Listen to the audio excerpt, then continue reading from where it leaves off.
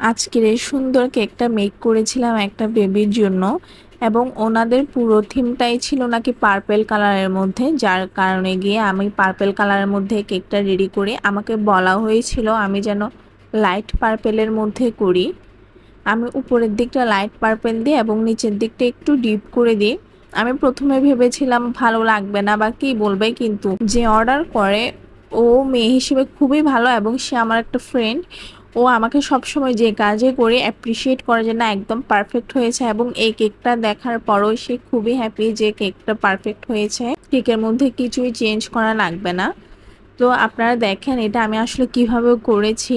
এই কেকটা আপনারা জানি না গেস করতে পারবেন কিনা এটা কত পাউন্ডের কেক। এটা ছিল একটা 3 পাউন্ডের কেক এবং আমি 2 টায়ার কেক 3 পাউন্ডের নিচে করি না, যার কারণে গিয়ে এটা 3 পাউন্ডেরই দেয়া হয়। আপনারা অবশ্যই দেখে জানাবেন কেকটি কেমন।